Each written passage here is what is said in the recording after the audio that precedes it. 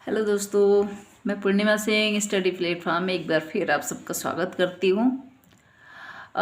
आज हम लोग पढ़ेंगे बीएड पाठ्यक्रम में शिक्षण और अधिगम की आवश्यकता। शिक्षण और अधिगम की आवश्यकता हमें क्यों है?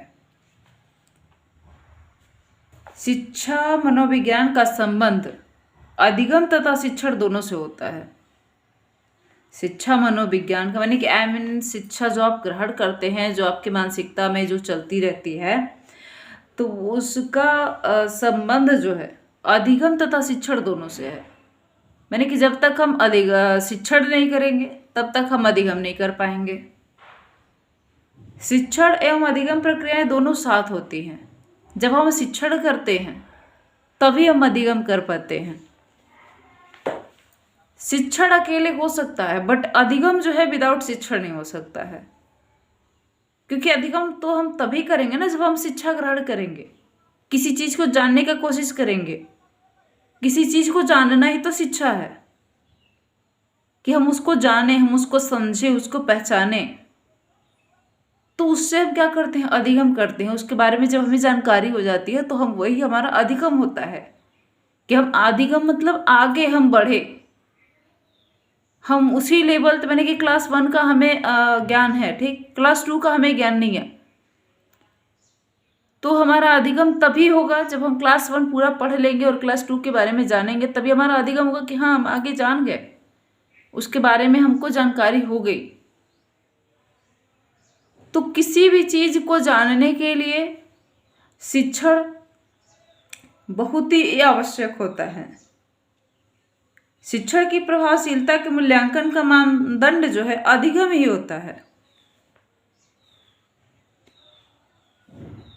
क्योंकि बिना अधिगम के आप कुछ भी नहीं कर सकते। क्लास में एक शिक्षक शिक्षण जब कराता है तो वो उसका पूरा ध्येय यही होता है कि हमारे सारे छात्र अधिगम करें, पर सारे छात्र अधिगम नहीं करते हैं। कुछ छात्र अधिगम करते हैं, कुछ नहीं करते हैं, पर ध्येय तो यही होता है ना कि हम अधिगम करें, हम बच्चों का अधिगम करवा सकें, उन्हें सिखा सकें, उन्हें आगे बढ़ा सकें, ताकि वो 9th जाकर पढ़ाई कर रहा है, फिर 10th की पढ़ाई कर रहे हैं, तो हम उनको ऐसा करें कि वो 10th से आगे निकल के वो अधिगम करें, वो आगे जानने की कोशिश करें। ऐसा ना कि वो उसी में 10th क्लास में ही अटके रहें। बीओई स्मिथ की अवधारणा है कि जहाँ शिक्षण किया जाएगा वहाँ अधिगम प्रक्रिया अवश्य होगी। माने कि जहाँ पे शिक्षण होगी वहाँ पे अधिगम भी अवश्य होगा, और जहाँ अधिगम होगा वहाँ नवीन ज्ञान की प्राप्ति भी अवश्य होगी, क्योंकि बिना शिक्षण के अधिगम अधूरा होता है। क्योंकि शिक्षण अधिगम हेतु किया जाता है, इसलिए शिक्षण विभाग अपने में पूर्ण है।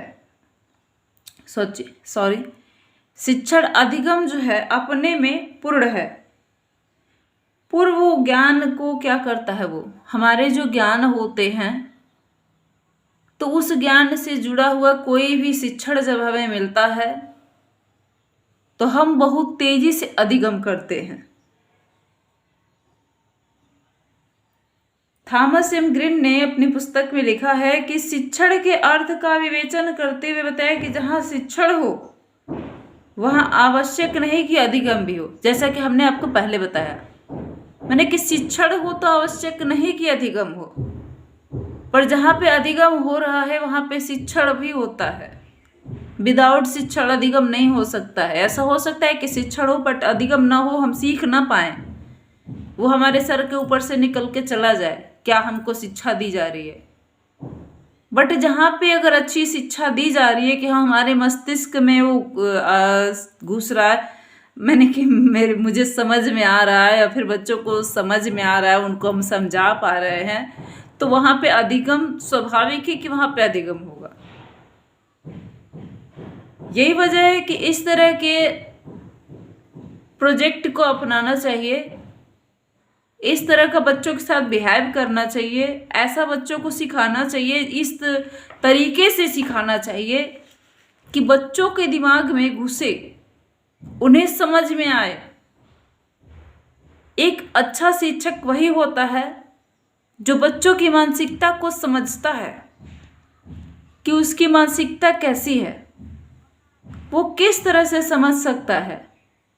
उसे हम खेल के द्वारा पढ़ाएं या शांत माहौल में पढ़ाएं, कैसे पढ़ाएं कि उसको समझ में आ जाए। तो एक शिक्षक में ये गुण होना बहुत ही आवश्यक होता है। ग्रीन के अनुसार शिक्षण अधिगम का क्षेत्र अत्यंत व्यापक है, बहुत ही विस्तृत है। बहुत ही विस्तृत से मतलब है कि जैसे शिक्षण हम कहीं भी कर सकते हैं। शिक्षण ये नहीं कि बस हमें क्लास में ही शिक्षण करते हैं, हर जगह शिक्षण होती है। हम किसी से भी शिक्षा ग्रहण कर सकते हैं, जरूरी नहीं कि उसके लिए हमें एक गुरु का होना आवश्यक है। हमारे घर में जो परिस्थितियां उत्पन्न होती हैं उनसे भी हम शिक्षण ग्रहण कर सकते हैं, और उससे भी हम अधिगम कर सकते हैं कि अगर हमारे घर में ऐसी परिस्थितियां उत्पन्न हो रही हैं तो इस परिस्थिति में हमारे माता पिता, हमारे घर के जो सदस्य हैं वो क्या कर रहे हैं। तो जब हमको उससे जानकारी मिलती है तो हमारा अधिगम हुआ कि नहीं।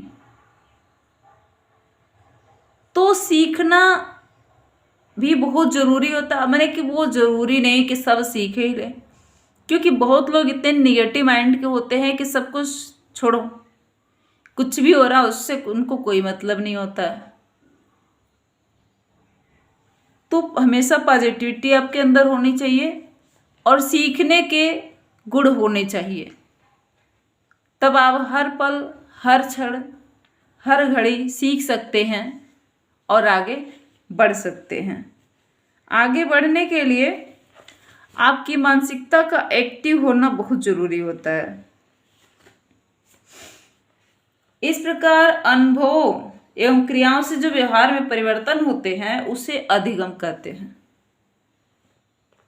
जैसे कि मैंने आपको अनुभव यहाँ पे क्या बता रहा है कि आपके घर में जो परिस्थितियां उत्पन्न होती हैं या फिर बाहर जो भी परिस्थितियां उत्पन्न होती हैं, उस परिस्थिति से, वहाँ के माहौल से लोग किस तरह से रूबरू होते हैं, किस तरह से उसको सॉल्व करते हैं। तो उस चीज को देखने से हमारे अंदर एक नया ज्ञान उत्पन्न होता है और उसे ही हम क्या कहते हैं, अधिगम कहते हैं। अब चलिए देखते हैं हम शिक्षण और अधिगम का महत्व। तो शिक्षण और अधिगम के महत्व में निम्नलिखित पॉइंट है। पहला है अभिवृद्धि पर बल। शिक्षण अधिगम की प्रक्रिया बालक की अभिवृद्धि पर बल देती है। इसमें लक्ष्य प्राप्ति हेतु प्रेरणा देना, अधिगम अनुभव प्रदान करना तथा व्यक्तिक विकास की प्रक्रिया निहित होती है। अभिवृद्धि यानी कि उसके खुद के वृद्धि पे बल देना, कि वो बालक जो है खुद की वृद्धि कैसे कर सकता है, खुद का विकास कैसे कर सकता है। लक्ष्य प्राप्ति हेतु प्रेरणा देना, यानी कि उसके लक्ष्य क्या है। पहले तो आप उसका लक्ष्य बनवाओ कि तुम्हारा लक्ष्य क्या है, तुम बनना क्या चाहते हो, तुम करना क्या चाहते हो। तो जब उसके अंदर एक प्रेरणा होती है कि नहीं मुझे कुछ बनना है, कुछ करना है, तो जब उसके अंदर एक प्रेरणा आती है ना, तो वो लक्ष्य अपना निर्धारित करता है। उसके बाद अधिगम अनुभव प्रदान करना, अधिगम किस तरह से किया जाता है इसका अनुभव उनसे प्रदान करना, उसे बताना। व्यक्तिक विकास की प्रक्रिया उसकी अपने व्यक्तित्व के विकास कैसे कर सकता है वो, इस बात पे जोर देना। दूसरा है कौन सिखाए। तो इस बिंदु के अंतर्गत अध्यापक में निहित गुणों की व्याख्या निहित है। विषय क्या ज्ञान, शिक्षण की कुशलता के साथ साथ मानवीय गुणों का विकास इसी में निहित है। तीसरा है छात्र शिक्षक संबंध। इसके अंतर्गत छात्रों तथा शिक्षक के पारस्परिक व्यवहार निहित है। छात्रों का मूल्यांकन इसी आधार पर होता है। जब तक शिक्षक और छात्र में संबंध अच्छे नहीं होते हैं तब तक छात्र अधिगम नहीं कर पाते हैं। इसके लिए शिक्षक का भी व्यवहार ऐसा होना चाहिए कि छात्रों पर उसका पॉजिटिव असर पड़े, सकारात्मक असर हो, न कि नकारात्मक असर हो। क्योंकि अगर नकारात्मक असर होता है छात्रों के ऊपर शिक्षक का, तो छात्र मन लगा के पढ़ाई नहीं करते हैं और शिक्षक के पीठ पीछे जो है उसकी बुराई करते हैं। तो जो भी छात्र अगर ऐसा करते हैं तो शिक्षक चाहे जितना भी मन से पढ़ाए वो नहीं ग्रहण कर सकते हैं और अधिगम नहीं कर सकते हैं। विज्ञान के रूप में शिक्षा। चौथा है विज्ञान के रूप में शिक्षा। आज शिक्षण विज्ञान का रूप लेता जा रहा है। वैज्ञानिक सिद्धांतों का विनियोग कक्षा में किया जा रहा है। मैंने विज्ञान एक नियम कानून बनता जा रहा है। विज्ञान क्या होता है? एक नियम होता है, उसके अनुसार आज जो है शिक्षण दी जाती है, उसके सिद्धांतों के अनुसार जो है सारा कार्य किया जाता है। पांचवा है शिक्षण एक कला। शिक्षण जहाँ विज्ञान है वहाँ कला भी है। अनपढ़ व्यक्तियों का सुगढ़ निर्माण शिक्षक कलाकार द्वारा होता है। मैंने कि जो अनपढ़ होते हैं, छोटे बच्चे क्या होते हैं, क्या वो पढ़ के तो आए नहीं रहते घर से, या फिर उनको ऐसा तो नहीं कि भगवान जी उनको पढ़ा लिखा के भेजते हैं, वो अनपढ़ ही तो पैदा होते हैं। पर एक शिक्षक उन्हें क्या करता है? उन्हें शिक्षित करता है। तो शिक्षण जो है जहाँ विज्ञान है वहाँ कला भी है। मैंने कि विज्ञान की तरह एक नियम कानून की तरह शिक्षा जैसे दी जाती है, उसी तरह से कलात्मक रूप से भी शिक्षण को कराया जाता है। अगर हम कलात्मक रूप से बच्चों को शिक्षा देते हैं तो बहुत जल्दी अधिगम करते हैं तथा इससे शिक्षा और अधिगम का महत्व भी बढ़ जाता है। शिक्षण एक व्यवसाय। गेट्स के शब्दों में शायद इससे शिक्षण बढ़कर अन्य कोई व्यवसाय नहीं है जो हमारे प्रजातांत्रिक समाज की कार्य प्रणाली को आधार प्रदान करता हो, क्योंकि इससे भावी नागरिकों को ज्ञान तथा सूचना देकर प्रभावित किया जाता है। शिक्षण एक क्या है? व्यवसाय है।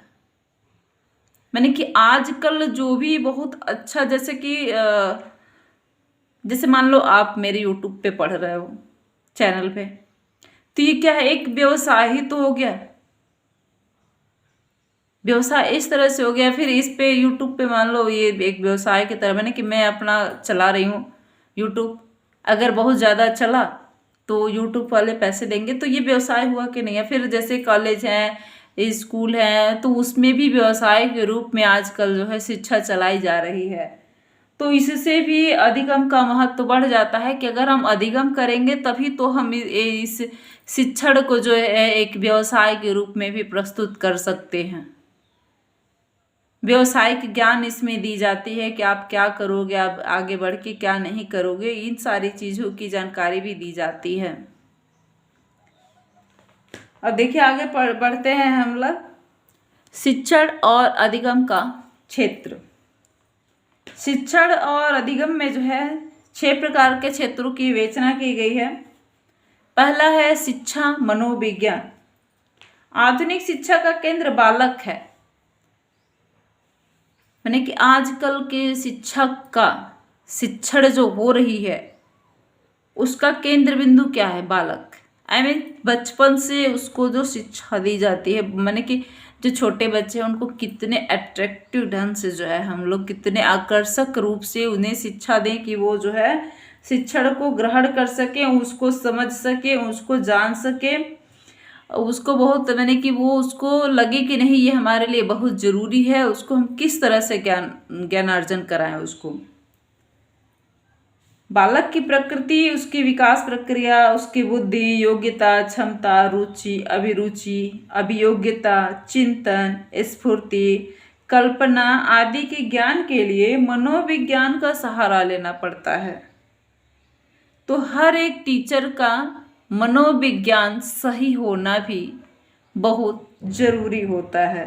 जिससे कि वो बच्चों की रुचियों और अभियोग्यताओं को, उनके चिंतन को, उनकी स्फूर्ति को जान सके और उसके अनुसार जो है बच्चों को शिक्षा दे सके। दूसरा है शिक्षण कला एवं तकनीकी। शिक्षण को सफल बनाने में शिक्षण कला एवं तकनीकी का विशेष स्थान होता है।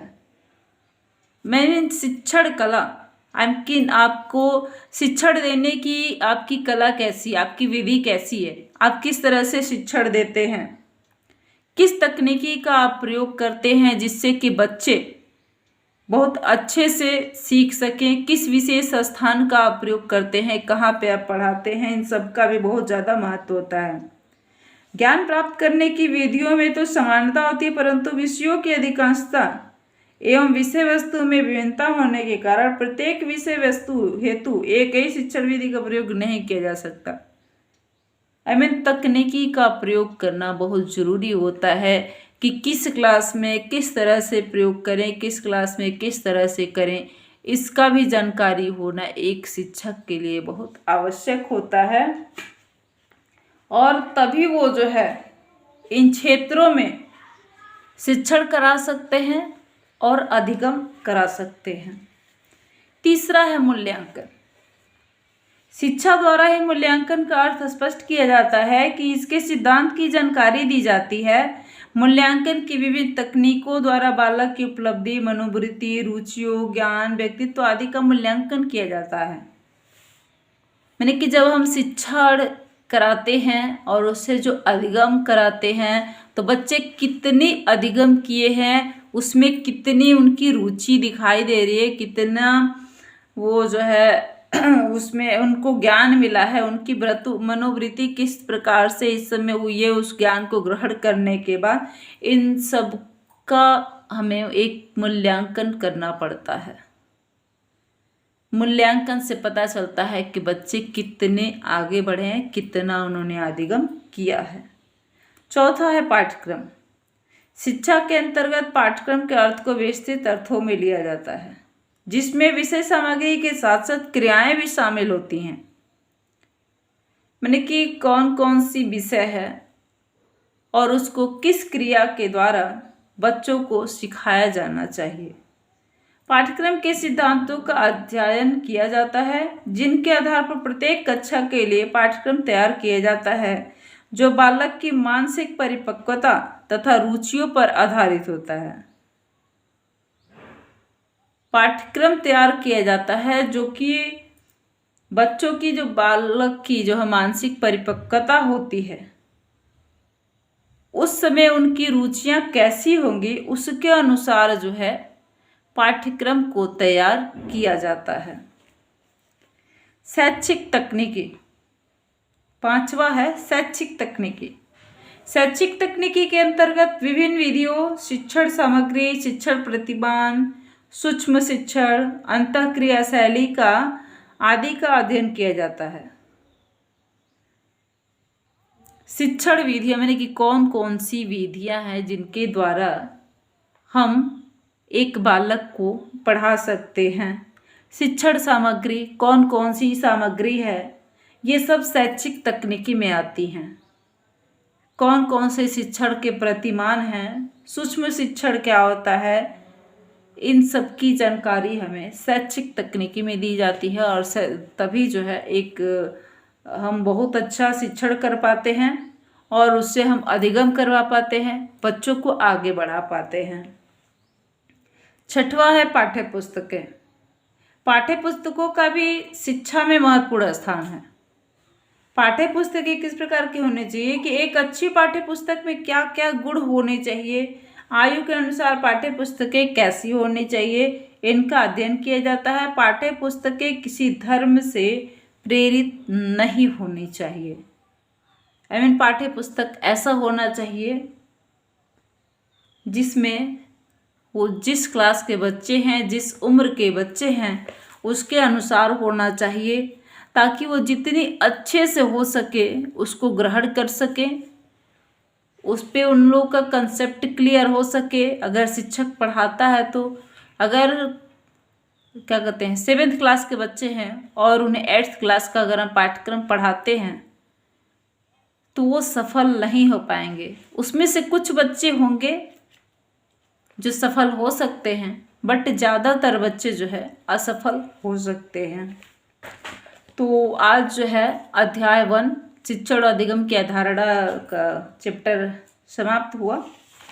कल हम शिक्षण प्रक्रिया में चर दूसरा अध्याय शुरू करेंगे।